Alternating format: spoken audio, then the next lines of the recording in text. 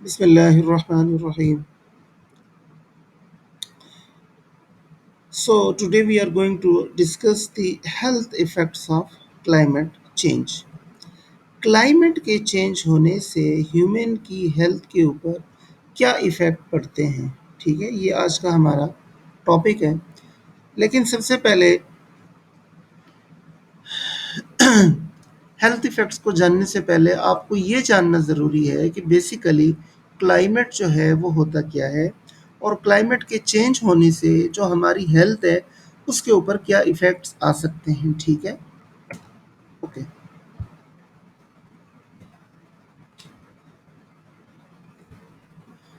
So, climate is an average pattern of weather conditions such as temperature, humidity, air pressure measured over a longer period of time such as 30 years in a particular place.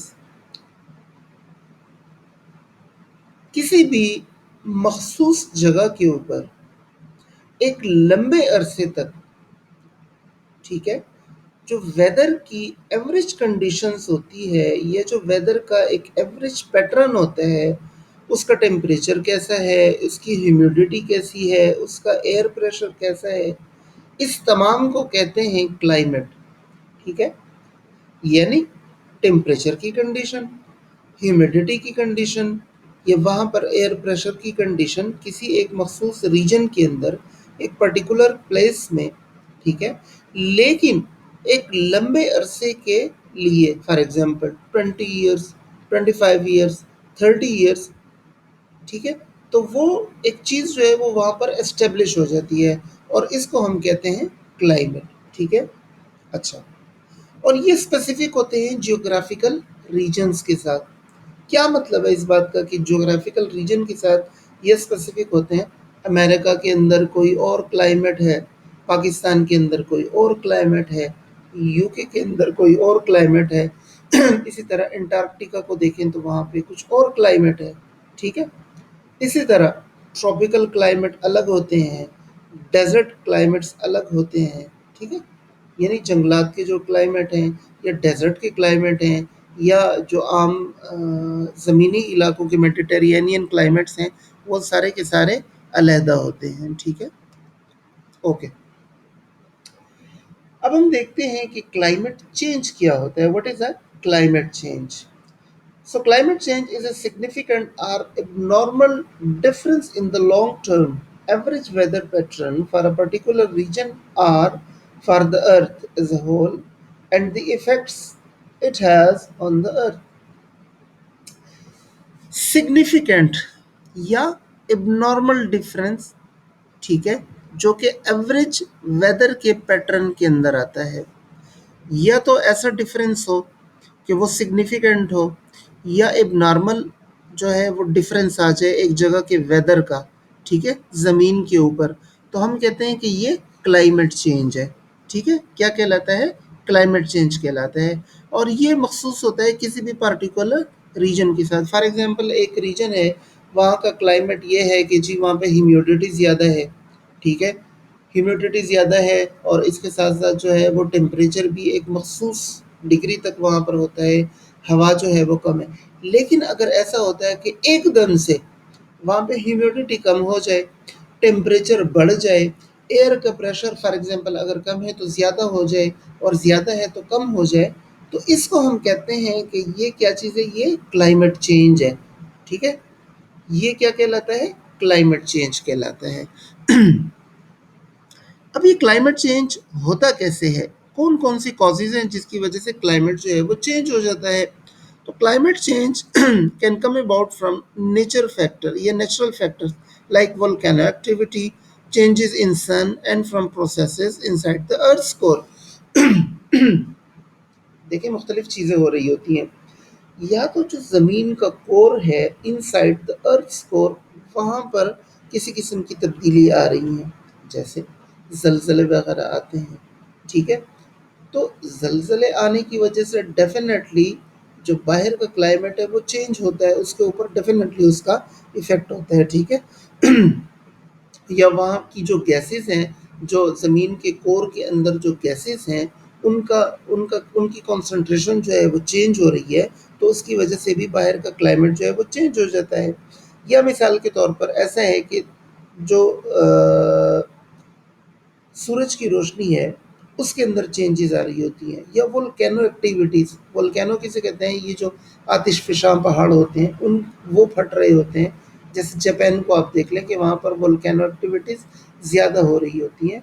तो इन तमाम चीज़ों की वजह से क्या होता है कि किसी मखसूस मकाम का जो टेम्परेचर है वो क्या हो रहा होता है, वो कम या ज़्यादा हो रहा होता है, वहाँ का क्लाइमेट जो है वो चेंज हो रहा होता है। लेकिन ज़रूरी नहीं है कि सिर्फ यही चीज़ें क्लाइमेट को चेंज करें। जो ह्यूमन एक्टिविटीज़ हैं, जैसे इंसान पेट्रोल बर्न करता है, ऑयल को बर्न करता होता है, गैसेस निकल रही होती हैं, कोयले को जला रहा होता है, ठीक है, फॉरेस्ट को काट रहा होता है, तो इन चीज़ों की वजह से भी, या इनको कहते हैं ह्यूमन एक्टिविटीज़, तो इन ह्यूमन एक्टिविटीज़ की वजह से भी क्या होता है कि क्लाइमेट में चेंज आ रहा होता है। देखें, आप जब ज़्यादा से ज़्यादा फॉरेस्ट को और दरख्तों को काट रहे होते हैं, तो फॉरेस्ट बेसिकली एक रोल प्ले कर रहे होते हैं। किस चीज़ के अंदर रोल प्ले कर रहे होते हैं? ज़मीन को अपनी जगह पर बरकरार रखने में, ठीक है? टेम्परेचर को बरकरार रखने में। रेनफॉल का एक मखसूस पैटर्न जो होता है वो फॉरेस्ट्स की वजह से होता है, दरख्तों की वजह से होता है, पौधों की वजह से होता है। लेकिन आप जब फॉरेस्ट को काटना शुरू कर देते हैं तो उस जगह के ऊपर जो रेनफॉल पैटर्न है वो भी चेंज होता है, जो टेम्परेचर होता है वो भी चेंज हो जाता है। तो अल्टीमेटली जो उस रीजन का क्लाइमेट है वो क्या हो जाता है, वो चेंज हो जाता है। अच्छा, मैं ये इस पॉपअप को थोड़ा सा नीचे कर लेता हूँ, सो दैट कि आपको पता चल सके। ये थोड़ा सा डिस्टर्बिंग था जी। अभी क्लियर है, ओके। अब हम बात करते हैं कि what is the evidence for climate change. ये कोई ऐसे ही किसी ने कह दिया कि जी क्लाइमेट चेंज हो रहा है, या हमारे पास बेसिकली कोई सबूत भी है या कोई एविडेंस भी है कि जिसकी बेसिस के ऊपर हम कहते हैं कि climate is going to be change. ठीक है, क्लाइमेट जो है या इट इज बीइंग चेंज, ये चेंज हो रहा होता जा रहा है। देखें, जो पूरी दुनिया का इस वक्त टेम्परेचर है, जो ग्लोबल टेम्परेचर है, हैव बीन राइजिंग, ये ऊपर की तरफ जाता जा रहा है। अभी आपने देखा होगा कि कोरोना से पहले पिछले साल तक, पिछले से पिछले साल जो गर्मी की शिद्दत थी वो एक्सट्रीमली ज़्यादा थी, स्कॉर्चिस हीट थी। लेकिन उसके बाद क्या हुआ कि कोरोना आया। कोरोना की वजह से पूरी दुनिया के अंदर लॉकडाउन हुआ, ट्रांसपोर्ट बंद हो गई। जब ट्रांसपोर्ट बंद हुई, कारखाने बंद हुए, ठीक है, तो जो इमिशंस थी, जो गैसेस निकलने का अमल था वो बंद हुआ, ठीक है। तो जिसकी वजह से टेम्परेचर के अंदर एक नुमायाँ तब्दीली आई। आप फ़ील कर रहे हैं ना, ये मई का एंड है, लेकिन माशाल्लाह अभी भी जो टेम्परेचर है वो बहुत अच्छा है, जो मौसम है वो माशाल्लाह बहुत ज़्यादा अच्छा चल रहा है। तो वजह उसकी ये है, ठीक है। लेकिन ओवरऑल अगर आप देखें तो जो ग्लोबल टेम्परेचर है वो ज़्यादा हो रहा है, ठीक है। अच्छा, जो 18वीं सदी है, यानी since 1900 the average air temperature has increased by about 0.8 degree centigrade, and the four warmest year on record have occurred since 2015। 2015 के बाद 4 ऐसे साल गुजरे हैं कि जो वार्मेस्ट ईयर्स कहलाते हैं, ठीक है। वजह वजह उसकी ये है कि जो टेम्परेचर था वो मुसलसल इंक्रीज होता जा रहा था। तो उसका नतीजा क्या हुआ? और planet increasing temperature are melting ice caps in the Arctic, ठीक है। तो जहाँ पर भी ठंडे इलाके थे, ये जहाँ पर भी ग्लेशियर्स थे, उस टेम्परेचर के बढ़ने की वजह से, ज़मीन के टेम्परेचर की बढ़ने की वजह से वो ग्लेशियर्स जो थे या अंटार्कटिका के अंदर जो आइस कैप्स थे वो पिघलने लगे।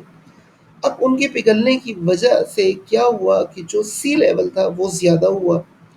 जब सी लेवल ज़्यादा हुआ तो रेनफॉल का पैटर्न भी डेफिनेटली ज़्यादा होगा, ठीक है, and creating other extreme climate events like hurricanes and cyclones. तो ये जो तूफान आ रहे होते हैं मुख्तलिफ किस्म के, ठीक है, ये किस वजह से होते हैं? ये रेनफॉल के ज़्यादा होने की वजह से आ रहे होते हैं। और रेनफॉल क्यों ज़्यादा होती है? सी लेवल का पानी ज़्यादा हो जाता है। सी लेवल का पानी क्यों ज़्यादा होता है?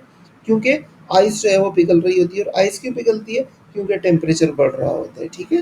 तो ये सारी चीज़ें आपस में इंटरकनेक्टेड है। तो ये वो चीज़ें हैं जो कि एविडेंस हैं इस चीज़ का कि पूरी दुनिया के अंदर जो क्लाइमेट है वो चेंज हो रहा है। अगर आपसे कोई पूछे कि जी आपने तो ये कह दिया कि क्लाइमेट चेंज हो रहा है, तो आप कोई एविडेंस दे सकते हैं? आप कहें जी बिल्कुल एविडेंस दे सकते हैं। 2015 के बाद जो 4 साल थे, these were the warmest years, ठीक है।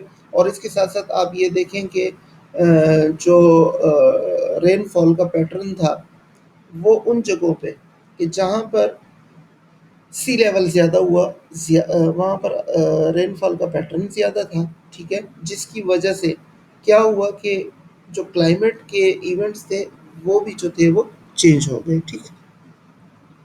अच्छा, how does climate change displace people? अब ये बड़ी एक इम्पॉर्टेंट चीज़ है कि अगर किसी जगह का क्लाइमेट चेंज होता है तो क्लाइमेट के चेंज होने से लोगों के ऊपर क्या असर पड़ता है? लोग एक जगह से दूसरी जगह माइग्रेट क्यों कर जाते हैं? लोग एक जगह से दूसरी जगह पर क्यों चले जाते हैं, एक जगह से दूसरी जगह? वजह उसकी अभी हम डिस्कस करते हैं। देखें, बड़ी इम्पोर्टेंट चीज़ है। चलें हम इसको पढ़ लेते हैं ताकि आपको पढ़ने में भी इसकी डिफ़िकल्टी ना हो। Climate change can force mass migration when people, food and water supply become scarce and when their homes and livelihood are destroyed. देखिए, जब खाने पीने की चीज़ें मैसर नहीं होंगी तो क्या होगा कि लोग एक जगह से दूसरी जगह हिजरत करेंगे। ये आपने देखा होगा, ये मुख्तलिफ जो झुग्गियों वाले लोग होते हैं कि जो एक जगह पर झुग्गियाँ उन्होंने लगाई हुई होती हैं, उनके जानवर उस जगह के ऊपर अगर सरसब्ज़ वगैरह मौजूद है तो चर रहे होते हैं, पानी अगर मौजूद है तो उनकी उनके ख़ैमे जो है वो उस जगह पर लगे होते हैं। लेकिन जब पानी सूख जाता है, जब घास ख़त्म हो जाता है, तो वो अपने ख़ैमों को, अपने जानवरों को, अपने लोगों को वहाँ से दूसरी जगहों पर शिफ्ट कर देते हैं कि जहाँ पर ये चीज़ें मौजूद हों, ठीक है? ये एक छोटी-सी मिसाल है। तो इसी तरह अगर क्लाइमेट चेंज होता है किसी जगह पर, ज़मीन के हिस्से पर, तो वहाँ पर, ठीक है, वहाँ पर क्या होता है? खुराक की कमी होती है, मेलन्यूट्रिशन होती है, पानी की कमी आ जाती है, तो लोग जो है वो अल्टीमेटली दूसरी जगहों पर शिफ्ट होना शुरू कर देते हैं, ठीक है? क्योंकि उनकी जो बुनियादी ज़रूरियात हैं, वो पूरी नहीं हो रही होती, ठीक है? ओके। एक एवरेज बताया गया है कि 26 मिलियन लोग, 26 मिलियन लोग यानी 260 लाख लोग ये क्या करते हैं, हर साल अपने घरों को छोड़ देते हैं क्लाइमेट रिलेटेड डिजास्टर्स की वजह से। ये पूरी दुनिया की हम बात कर रहे हैं, ठीक है। Of this displace people 80% are women. 80% जो है वो खवातीन होती हैं। अब इस बात का ये मतलब नहीं है कि 80% ख़वातीन अगर हैं तो उनके मर्द उसी जगह पर मौजूद हैं और ख़वातीन जो है वो माइग्रेट करके दूसरी जगह चली गई, ऐसा थोड़ी होता है। ख़ानदान के साथ जाती है ना। इसका मतलब ये है कि जो ख़वातीन का तनासुब है वो बेसिकली मर्दों के मुकाबले में ज़्यादा है, जिसकी वजह से जो परसेंट बनती है ख़वातीन की हिजरत करने वाली वो 80% बनती है, ठीक है। समझ आ गई इस चीज़ की आपको? अच्छा, अब जो हमारा टॉपिक था कि हेल्थ इफ़ेक्ट्स ऑफ क्लाइमेट, ठीक है, कि क्लाइमेट के हेल्थ इफ़ेक्ट्स क्या होते हैं, वो बेसिकली अब हम पढ़ने जाएँगे। लेकिन इससे पहले एक इंट्रो जो था वो ज़रूरी था कि क्लाइमेट क्या होता है, क्लाइमेट चेंज क्यों होता है, क्लाइमेट के चेंज होने से लोगों की ज़िंदगियों पर क्या असर पड़ रहा होता है। Okay, how does climate change affect human health? Human की हेल्थ को क्लाइमेट कैसे चेंज कर रहा होता है? Climate change affects human health in a variety of ways. Extreme changes in the weather and environment can increase existing health problems as well as creating new one. तो जो existing health problems हैं न सिर्फ ये कि वो version हो जाती हैं बल्कि कुछ न्यू हेल्थ इफ़ेक्ट्स भी होते हैं, कुछ नई बीमारियां भी जन्म ले लेती हैं, किस वजह से? क्लाइमेट चेंज की वजह से, ठीक है? पूरी दुनिया के अंदर आगे चल के अभी मैं आपको तफसील से बताऊंगा कि वो कौन कौन सी बीमारी हैं जो कि क्लाइमेट चेंज की वजह से हो रही होती हैं। Extreme in weather and temperature, अगर वेदर के अंदर एक्सट्रीम तब्दीली आ गई या टेम्परेचर एक्सट्रीमली जो है वो अल्टर हो गया अपने नॉर्मल मोड से, इंक्रीज पोल्यूशन, पोल्यूशन अगर बहुत ज़्यादा हो गई, and environmental toxin and changes in food security can all cause physical and mental health problem. अब न सिर्फ ये कि ये फिजिकल हेल्थ प्रॉब्लम कॉज करते हैं बल्कि इसके साथ साथ मेंटल हेल्थ प्रॉब्लम्स भी कॉज कर रहे होते हैं। मिसाल के तौर पर मैं आपको एक बात बताता हूँ। देखिए, अगर बहुत ज़्यादा गर्मी होती है तो आप क्या होता है, आप क्लास के अंदर बैठे हुए हैं, गर्मी है, एसी काम नहीं कर रहा है, पंखे की हवा भी आपको गर्म लग रही है, तो आपका जो मूड है वो बहुत ज़्यादा इरिटेटिंग होगा। आपसे कोई बात करेगा और आप उसको खाने को दौड़ेंगे, ठीक है?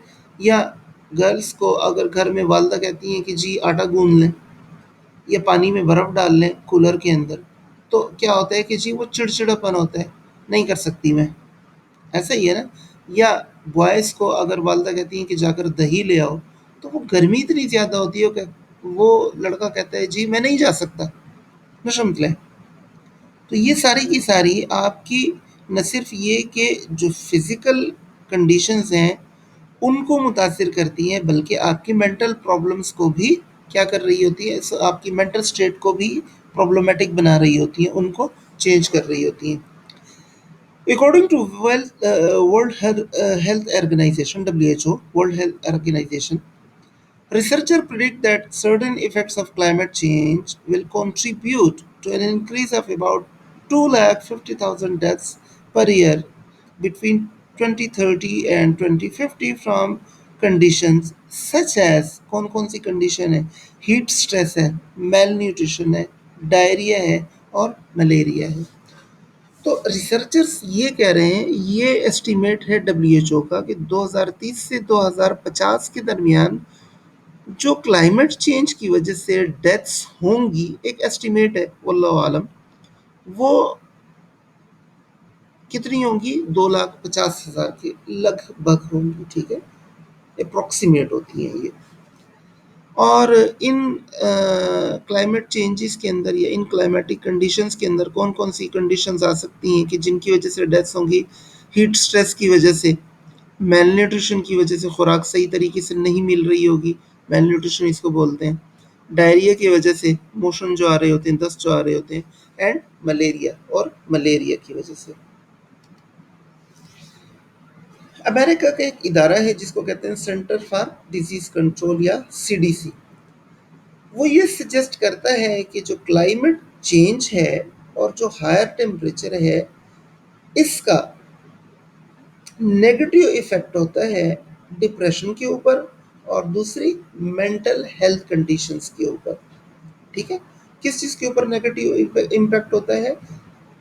डिप्रेशन के ऊपर, यानी वो लोग जो कि डिप्रेशन का शिकार हैं, तो उनके ऊपर ये जो क्लाइमेट चेंज है ना, ये जो हायर टेम्परेचर है, ये क्या करता है? एक नेगेटिव इफ़ेक्ट डालता है। अभी मैंने आपको इसकी एक सिंपल सी मिसाल दी, तो ये तो आप लोग माशाल्लाह नॉर्मल स्टूडेंट्स हैं, नॉर्मल लोग हैं। उन लोगों के बारे में देखें कि जो डिप्रेशन का शिकार है। जैसे लॉकडाउन के अंदर लोगों का कारोबार ख़त्म हो गया, ठीक है? तो जब कारोबार ख़त्म हो गया तो डेफ़िनेटली क्या हुआ कि वो डिप्रेशन का शिकार हुए। तो जब डिप्रेशन का शिकार हुए, तो अगर टेम्परेचर भी ज़्यादा हो गया, गर्मी भी बहुत ज़्यादा है, एक बंदा ऑलरेडी डिप्रेशन का शिकार है, तो वो टेम्परेचर और वो गर्मी जो है, वो उसकी मेंटल कंडीशन के ऊपर नेगेटिव इम्पैक्ट डाल रही होती है, मज़ीद एग्ज़ैसरबेट कर रही होती है, ख़राब कर रही होती है उस कंडीशन को, उसकी बंदे की। Extreme temperature can also change how certain medications, such as schizophrenia treatments, work in the body. अब देखें, शिज़ोफ्रेनिया क्या होता है? शिज़ोफ्रेनिया एक ऐसी मेंटल कंडीशन है कि जिसके अंदर आपके सोचने की एबिलिटीज़ जो हैं वो मुतासिर होती हैं, हैलुसिनेशंस होने लगती हैं। आपको बैठे-बैठे कोई ऐसी आवाज़ सुनाई देती है जो कमरे में मौजूद दूसरे लोगों को सुनाई नहीं देती, या आपको कोई इमेज ऐसा नज़र आ जाता है कि जो दूसरे को दिखाई नहीं देता। तो इसको क्या कहते हैं? शिज़ोफ्रेनिया कहते हैं।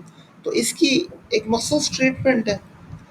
तो जो एक्सट्रीम टेम्परेचर है, ये क्या करता है, ये जो मेडिकेशन है या जो वो शिज़ोफ्रेनिया की ट्रीटमेंट है, उसको भी चेंज कर देता है। वजह वजह उसकी ये है कि देखें, हर मेडिकेशन का, हर मेडिसिन का जिस्म के अंदर काम करने का एक अपना पैटर्न होता है, तो ये उस पैटर्न को बेसिकली चेंज कर देते हैं, ठीक है?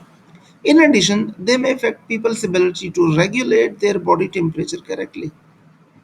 तो लोग अपना बॉडी टेम्परेचर करेक्टली रेगुलेट नहीं कर पा रहे होते। अब आप कहेंगे कि सर, हम कोल्ड ब्लडेड एनिमल्स थोड़ी हैं कि हम अपना जो हमारी बॉडी है उसका टेम्परेचर को कंट्रोल करें। तो देखें, अगर हम कोल्ड ब्लडेड एनिमल्स नहीं हैं, लेकिन अल्लाह ने हमें अकल दी है कि किस तरीके से हमने अपने बॉडी के टेम्परेचर को कंट्रोल करना है। आप एसी लगाएं, आप पंखे के नीचे बैठें, आप नहाएं, अपने जिस्म के ऊपर पानी डालें, धूप से अपने आप को बचाएं। तो ये वो चीज़ें हैं कि जिसके ज़रिए से आप अपने बॉडी के टेम्परेचर को कंट्रोल कर सकते हैं। Concerns about the effects of climate change may also be a source of increased anxiety or despair for some people.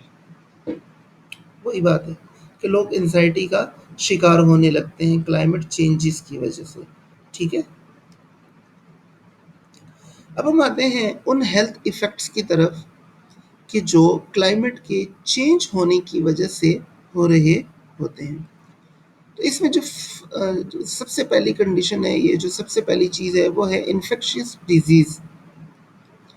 According to WHO, climate change is likely to cause an increase in insect-transmitted infections and waterborne disease. वो diseases कि जो insect की वजह से transmit होती हैं, वो increase होती हैं। इसके अलावा वो डिसीजेज जिसको वाटर बॉर्न डिसीज कहा जाता है, और ये वाटर बॉर्न डिसीज क्या होती हैं कि जो पानी के ज़रिए से ट्रांसमिट होती हैं। फॉर एग्जांपल, माइक्रोब्स होते हैं, वायरसेस होते हैं, पैरासाइट्स होते हैं, ठीक है? आपने पानी पिया कॉन्टामिनेटेड, उसके ज़रिए से बॉडी के अंदर चली गई। आप ऐसी जगह पर नहा रहे हैं कि जिसके अंदर जो पानी जो है वो ख़राब है और उसके अंदर इन्फेक्शन ऑलरेडी मौजूद है। फॉर एग्ज़ाम्पल, ये जोहड़ है, तालाब छोटे-छोटे होते हैं, ठीक है? तो उसके अंदर अगर रिपीटेडली ऐसे लोग नहाते हैं कि जो ऑलरेडी बीमारी का शिकार हैं, तो जो नए लोग उसके अंदर नहाते हैं, वो डिज़ीज़ उनके अंदर भी ट्रांसमिट हो जाती है, और इसको कहते हैं वाटर बॉर्न डिज़ीज़, ठीक है? तो क्लाइमेट चेंज की वजह से ये जो बीमारियां हैं, इंसेक्ट ट्रांसमिटेड डिजीजेस और वाटर बॉर्न डिजीजेस, ये क्या कर जाती हैं, ये इंक्रीज कर जाती हैं, एलिवेट हो जाती हैं। अच्छा, the reason for this is that changes in climate could increase the length of the season during which insect transmit infections. देखो, बात यह है कि अभी हमने इंसेक्ट ट्रांसमिटेड इन्फेक्शन की बात की, तो हमने कहा कि ये क्लाइमेट चेंज की वजह से इसकी इंसिडेंस जो है वो ज़्यादा हो जाए, इसका इंसिडेंस ज़्यादा हो जाता है, ठीक है? प्रेवलेंस ज़्यादा हो जाता है। क्यों ज़्यादा होता है? वजह उसकी ये है कि जो जिस ड्यूरेशन के अंदर इंसेक्ट डिसीज कॉज करते हैं, वो वो वो जो ड्यूरेशन है वो ज़्यादा हो जाती है, वो ज़्यादा हो जाती है। लेट्स सपोज, मिसाल के तौर पर, एक इंसेक्ट है, वो थोड़ा-सा ज़्यादा टेम्परेचर के ऊपर डिज़ीज़ कॉज़ कर सकता है। तो अब जब टेम्परेचर ज़्यादा हुआ, तो उसके लिए जो कंडीशन थी वो फ़ेवरेबल हो गई। तो फ़ेवरेबल कंडीशन जो थी वो एक लंबे अरसे तक रही, तो उसने ज़्यादा से ज़्यादा बीमारी को फैलाया। इस बात की आपको समझ आ गई? ठीक है? Increase the length of the season during which insect transmit infection. तो उस सीज़न को भी बढ़ा देते हैं कि जिस सीज़न के अंदर वो चीज़ जो है वो ज़्यादा कॉज़ हो रही होती है। These changes could also expand the area in which they occur, उस एरिया को भी बढ़ा देते हैं कि जिसके अंदर इस किस्म की बीमारियां ज़्यादा हो रही होती हैं. Countries such as United States may be at risk of an increase in both current waterborne insect-borne diseases and diseases that are not yet present in the area. तो जिन एरिया के अंदर ऑलरेडी ये दो किस्म की बीमारियां मौजूद हैं, न सिर्फ ये कि ये उनको बढ़ा रहा है क्लाइमेटिक चेंज अमेरिका के अंदर, बल्कि उन एरियाज के अंदर भी बढ़ा रहा है कि जहाँ पर ये मौजूद नहीं है. अभी हमने बात की ना कि एक्सपेंड द एरिया इन विच दे अकर. मिसाल के तौर पर गुलाबाद के अंदर ये बीमारी नहीं थी, वाटर बॉट डिजीज नहीं थी, लेकिन ये क्या हुआ कि आहिस्ता आहिस्ता आहिस्ता आहिस्ता ये गुलाबाद के ये जो आपके कॉलेज आपकी यूनिवर्सिटी के सामने का जो नाला है, फॉर एग्जांपल इसके अंदर अगर पानी होता है और पानी के अंदर लोग नहाते हैं तो क्या होता है कि वो वाटर बॉर्न डिजीज जो है वो उनको लाहक हो जाती है. इसी तरह इस नाले से मुल्हिका कोई दूसरा नाला होगा, फिर कोई दूसरा नाला होगा एरिया, तो एरियाज जो हैं वो भी इसके साथ साथ एक्सपेंड हो रहे होते हैं. ठीक है, और जो डिजीज़ है वो भी ज़्यादा हो रही होती हैं. Changes in rainfall pattern could also increase the risk of waterborne disease and infectious disease that cause diarrhea. अब ये जो दोनों किस्म की डिजीज़ की हमने बात की, तो जो रेनफॉल या बारिशों का एक सिलसिला होता है, उसके पैटर्न के अंदर अगर चेंज आ जाती है तो वो भी इन बीमारियों को ज़्यादा करने का बायस बनती है. फिर हम बात करते हैं एयर पोल्यूशन की, कि एयर पोल्यूशन जो है वो क्या कर रहा होता है. तो बेसिकली एयर पोल्यूशन जो है ये भी हेल्थ के लिए क्या कर रहा होता है, ये एक हाई रिस्क है. ह्यूमन की हेल्थ के ऊपर एक नेगेटिव इम्पैक्ट डाल रहा होता है एयर पोल्यूशन. जैसे मिसाल के तौर पर आप घूमने बाहर निकले हैं लेकिन वहाँ पर डस्ट बहुत ज़्यादा है, ठीक है, धुआं बहुत ज़्यादा है, फाइन पार्टिकल्स जो हैं वो एयर के अंदर मौजूद हैं, पोलन्स जो हैं वो मौजूद हैं. तो ये क्या करते हैं, तमाम चीज़ें ये एयर की क्वालिटी को डिक्रीज कर देते हैं. ठीक है, और एग्जासरबेट करते हैं हेल्थ इश्यूज को, जिसके अंदर एस्थमा है, सीओपीडी है जिसको हम क्रोनिक ऑब्स्ट्रक्टिव पल्मोनरी डिजीज कहते हैं, coughing and irritation of the throat, आपको थ्रोट के अंदर इरिटेशन महसूस होती है, आपको खांसी आती है, इन्फ्लेमेशन ऑफ द लंग्स हो जाती है, लंग्स का कैंसर जो है वो भी हो सकता है, एयरवे कंजेशन हो सकती है, आपको चेस्ट के अंदर पेन महसूस हो सकता है, और हार्ट अटैक्स भी हो सकते हैं. ठीक है, तो ये तमाम चीज़ें ये कहाँ से जन्म लेती हैं, एयर पोल्यूशन की वजह से. अब आप देखें कि इस्लामाबाद के अंदर सर्दियों में बहुत सारे लोग जाते हैं, ठीक है, तो वहाँ पर जो स्प्रिंग का सीज़न होता है फॉर एग्जांपल या विंटर का सीज़न होता है, तो उसमें जो पोलन्स होते हैं वो हवा के अंदर बहुत ज़्यादा होते हैं. तो ऐसे लोग इस्लामाबाद जाने से गुरेज करते हैं कि जो एस्थमेटिक हो या जिनको एलर्जी हो, ठीक है, क्योंकि वो जब वहाँ पर पहुँचते हैं तो उनकी कंडीशन जो है वो और भी ज़्यादा एग्जैसरबेट हो जाती है, ख़राब हो जाती है. ठीक है, और उनको एस्थमा की, खांसी की, ज़ुकाम की, इस किस्म की शिकायतें होने लगती हैं. एलर्जेंस की हम बात करते हैं तो warmer temperature can lead to an increase in pollen production.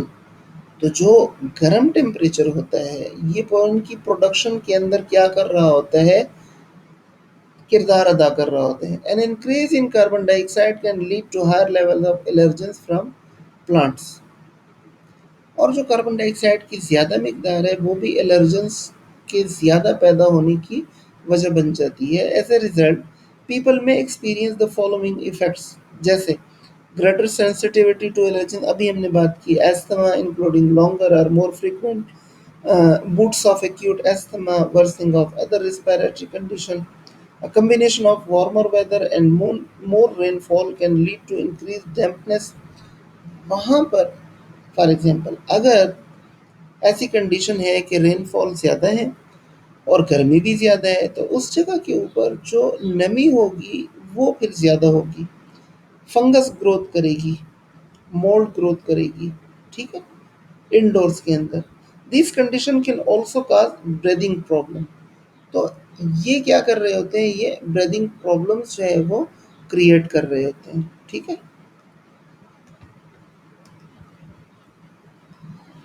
Developmental and neurological issue. कौन कौन से इशू होते हैं डेवलपमेंटल एंड न्यूरोलॉजिकल इशू? वो इशू जो कि ब्रेन की डेवलपमेंट और उसके फंक्शन को मुतासिर करते हैं, उसको सही तरीके से डेवलप नहीं होने देते, वो कहलाते हैं डेवलपमेंटल एंड न्यूरोलॉजिकल इश्यूज। तो exposure to toxin in the environment and stress related effects of climate change can have a negative effect on neurological health। तो इंसान की जो न्यूरोलॉजिकल हेल्थ होती है उसके ऊपर क्या होता है, बुरा असर पड़ता है।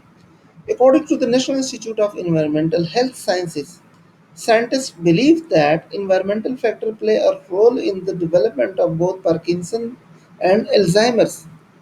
पार्किंसन और एल्जाइमर दोनों डिजीज के ग्रो करने में, उसके बढ़ने में ये जो इन्वायरमेंटल फैक्टर्स होते हैं ये अपना रोल प्ले कर रहे होते हैं। पार्किंसन डिजीज़ क्या होती है, एल्जाइमर क्या होती है? पार्किंसन ये जो लोगों के हाथ पैर कांपना शुरू कर देते हैं, कांपने लगते हैं, वो कोई चीज़ ठीक तरीके से पकड़ नहीं पाते। आपने देखा होगा बूढ़े लोग होते हैं तो वो अगर खड़े भी हैं तो वो कांप रहे हैं, अगर बैठे हुए भी हैं तो उनके हाथ पैर कांप रहे हैं। इसको कहते हैं पार्किंसन डिजीज़। ये बेसिकली न्यूरो डिजेनरेटिव डिजीज़ है, ठीक है, न्यूरोलॉजिकल डिजीज़ है। इसी तरह अल्जाइमर डिजीज़ जिसमें शॉर्ट टर्म मेमोरी लॉस हो जाता है, ठीक है। वो गजनी फिल्म आपने देखी थी आमिर खान की, जिसमें उसको शॉर्ट टर्म मेमोरी लॉस होता है, तो वो बेसिकली अल्जाइमर डिजीज़ कहलाती है, ठीक है। Toxins in food and water can also lead to health issue in a developing fetus। Basically अगर फूड के अंदर टॉक्सिन्स हैं, अगर वाटर के अंदर टॉक्सिन्स हैं और वो माँ उस फूड को या वाटर को इस्तेमाल कर रही है, तो फीटस जो है, फॉर एग्जांपल एक खातून है वो प्रेग्नेंट है और बच्चा जो है वो अभी डेवलप हो रहा है, ठीक है। तो वो जो फीटस है, वो जो डेवलपिंग बेबी है, उसकी हेल्थ के ऊपर भी क्या होगा, असर होगा इन चीज़ों का। किस चीज़ का?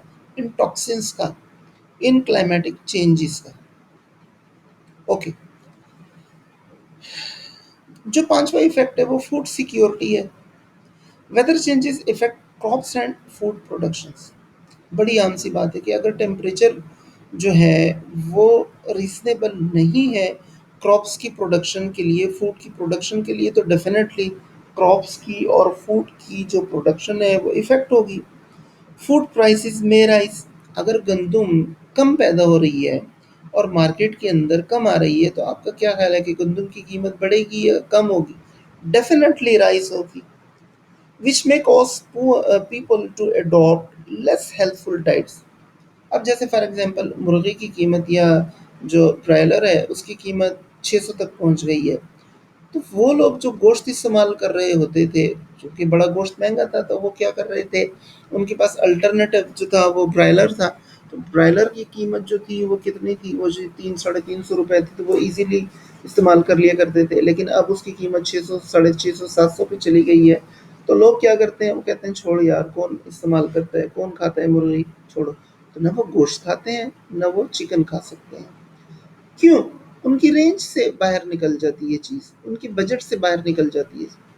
लेकिन अगर बच्चे फॉर एग्ज़ाम्पल या बूढ़े हैं या ख़वातीन हैं, वो गोश्त नहीं खाएँगी, तो डेफ़िनेटली मेल-न्यूट्रिशन का शिकार होंगी। क्योंकि गोश्त क्या चीज़ है, बेसिकली हाई क्वालिटी प्रोटीन है। तो आप अगर प्रोटीन इस्तेमाल नहीं करते, हाई क्वालिटी प्रोटीन इस्तेमाल नहीं करते, आप कहाँ पे आ जाते हैं? आप दालों के ऊपर आ जाते हैं। दालों के अंदर भी प्रोटीन है ना, लेकिन जो दालें हैं, जो पल्सेस हैं, वो लो क्वालिटी प्रोटीन है और जो गोश्त है वो हाई क्वालिटी प्रोटीन है। छोटा गोश्त तो वैसे ही महंगा है, आपको पता ही है, वो गरीब इंसान कहाँ खा सकता है 1000 रुपये किलो या 900 साढ़े 900 रुपये किलो या 1100 रुपये किलो, ठीक है। तो वो क्या कर लेते हैं कि वो लेस हेल्थफुल डाइट्स की तरफ आ जाते हैं। Poor diets can lead to hunger, malnutrition और ओबेसिटी। ये चीज़ें जो हैं वो फिर क्या करती हैं, जन्म लेती हैं। लोग ओबीज होना शुरू हो जाते हैं, मोटा होना शुरू हो जाते हैं। क्यों? बर्गर खाते हैं आप, ठीक है, गोश्त खा नहीं सकते हैं, बच्चा रो रहा होता है, भूख लगी है, माँ उसको 50 रुपए दे देती है, जाओ बेटा जाकर जो है वो शवरमा खा लो। वो जाके शवरमा खा लेते हैं। शवरमा अब क्या चीज़ है बेसिकली? ये जंक फूड है। और ये क्या करती है, ये ओबेसिटी कॉज कर रही होती है। ठीक है, मेल न्यूट्रिशन, आपको प्रोटीन जो है वो सही तरीके से नहीं मिल रही होती है। ज़रूरी नहीं है कि ओबेसिटी हो, ओबेसिटी हो भी सकती है और इस नहीं भी हो सकती है। अब आप ये कहें कि जी वो जो अफ्रीका के अंदर लोग हैं वो तो बड़े पतले पतले होते हैं, उनकी तो हड्डियाँ नज़र आ रही होती हैं, तो आपने तो कहा था कि ओबेसिटी। तो बेसिकली वहाँ तो शवरमा और ये बर्गर और ये पिज़्ज़ा वगैरह अवेलेबल नहीं है ना। तो यहाँ पर जो ओबेसिटी की बात है ये उन केसेस के साथ रिलेटेड है जो कि जंक फूड का इस्तेमाल कर रहे होते हैं। अब सीडीसी क्या कहती है, centre for disease control, the nutritional value of certain foods में decrease due to climate change.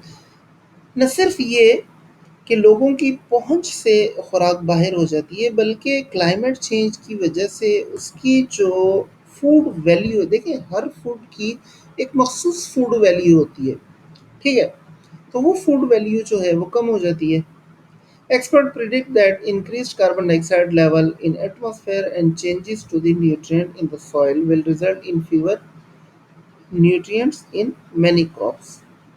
तो एक्सपर्ट ये प्रिडिक्ट करते हैं कि अगर इन कार्बन डाइऑक्साइड का लेवल इंक्रीज एटमॉस्फेयर के अंदर, तो ये क्या करता है कि जो न्यूट्रिएंट का लेवल है सॉइल के अंदर, ज़मीन के अंदर जो न्यूट्रिएंट का लेवल है उसको क्या कर देता है, चेंज कर देता है।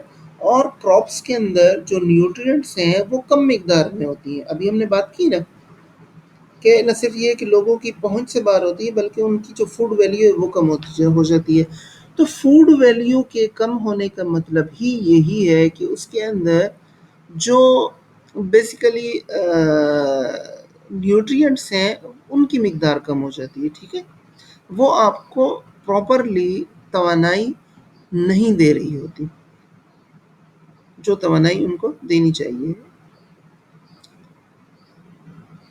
The likely increase in weeds and pests will also mean that farmers need to use greater amount of herbicides and pesticides. अब देखें, अगर टेम्परेचर या फॉर एग्जांपल क्लाइमेट चेंज हो गया, वीड्स ज़्यादा हो गए, पेस्ट ज़्यादा हो गए फसलों के ऊपर, फसलों के जो बग्स होते हैं या फसलों के जो कीड़े होते हैं उनको पेट्स कहते हैं, तो वो अगर ज़्यादा हैं तो फिर क्या होगा कि जो फार्मर्स होंगे वो हर्बिसाइड और पेस्टिसाइड को ज़्यादा मिकदार में इस्तेमाल करेंगे।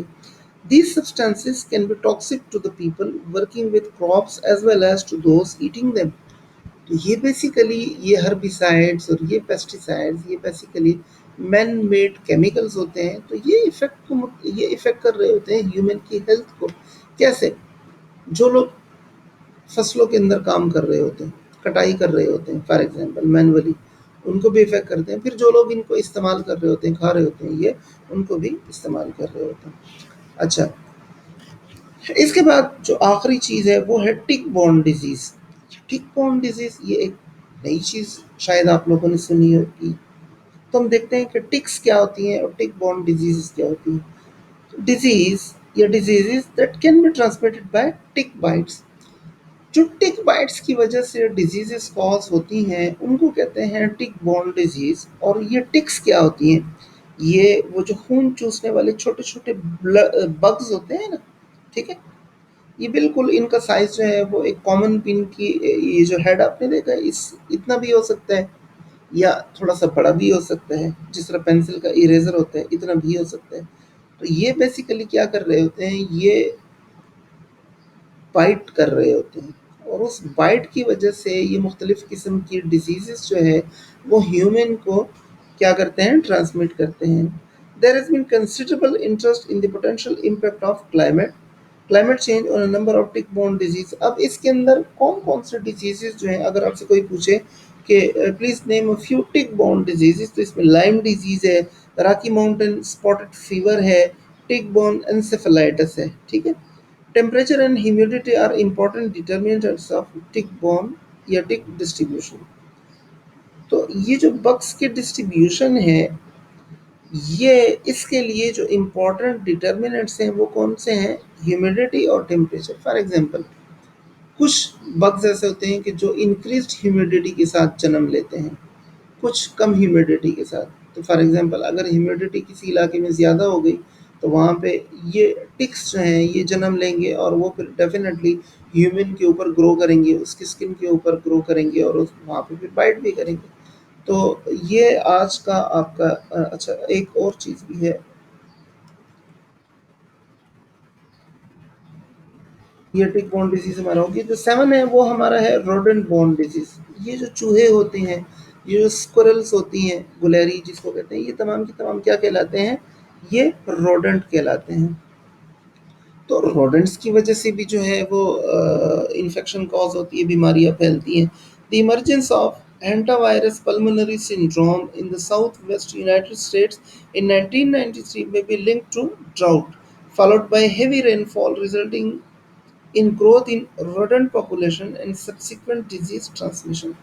देखिए 1993 में यूएस के अंदर एक डिजीज आई थी जिसको हेंटावायरस पल्मोनरी सिंड्रोम कहा गया, और ये किस चीज़ की वजह से हुई, ये ड्राउट स्ट्रेस की वजह से हुई, वाटर स्ट्रेस की वजह से या साल्ट स्ट्रेस की वजह से हुई। ठीक है, और ये क्यों हुआ, क्योंकि हेवी रेनफॉल थी वहाँ पर। तो हेवी रेनफॉल की वजह से वाटर स्ट्रेस हुआ जिसकी वजह से ये बीमारी आई, और इसने क्या किया, resulting in growth in rodent population. तो रोडेंट्स की जो पॉपुलेशन थी, ठीक है, उसको ज़्यादा किया।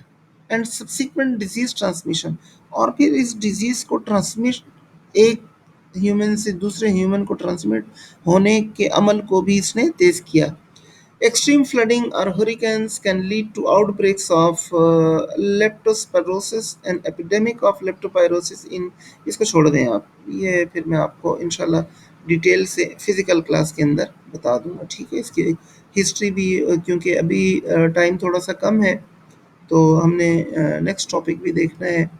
और जो हमारा दूसरा फैक्टर है वो है मेल न्यूट्रिशन का, ये है बेसिकली नंबर 8। तो ये गलती से यहाँ पर नंबर 7 लिखा गया है। तो according to the United Nation Food and Agriculture Organization, approximately 790 million people in developing countries are malnourished. अब ये देखें कि 790 मिलियन लोग जो हैं वो malnourished and developing countries के अंदर। ठीक है, studies of the effects of climate change on food production suggest that yields of cereal grains are likely to increase at high and mid latitude but decrease at lower latitude. In particular, there is concern that climate change may adversely affect nutrition in Africa, mainly because of increased drought condition। ये increased को थोड़ा सा ठीक कर लीजिएगा अपने notes में। Basically जो ड्राउट कंडीशंस हैं कि जिसके अंदर सैलिनिटी ज़्यादा हो जाती है या जिसके अंदर वाटर रेजिस्टेंस आ जाती है प्लांट के अंदर, तो ये कंडीशंस वो कंडीशंस होती हैं कि जिसके अंदर मेल न्यूट्रिएंट, जिनकी वजह से जो न्यूट्रिएंट्स हैं वो फसलों में प्रॉपर तरीके से मौजूद नहीं होते और फिर मेल न्यूट्रिशन का सबब बनते हैं। तो यहाँ पर ही आपका टॉपिक जो था वो कंप्लीट हो गया। एक बड़ी इम्पॉर्टेंट बात यह है कि मुझे बहुत सारे स्टूडेंट्स के कॉल्स आई जब हमने क्लास शुरू की थी कि सर अभी हम क्लासेस नहीं ले सकते, कुछ दिनों के बाद लेंगे। उसके बाद फिर लोगों की कॉल्स आई कि सर रोज़े हैं, अभी हम जो क्लासेस हैं वो नहीं ले सकते। फिर उसके बाद फिर मैसेजेस आना शुरू हुए कि जी हम कुरान की तिलावत करते हैं, हम तरावी पढ़ते हैं। तो यार ये चीज़ें सिर्फ आप लोग करते थे, हम लोग नहीं करते थे। तो थोड़ा-सा इस बारे में आप जो है वो सीरियस हो जाएँ। मुझे आप लोगों की 100% अटेंडेंस चाहिए, ठीक है?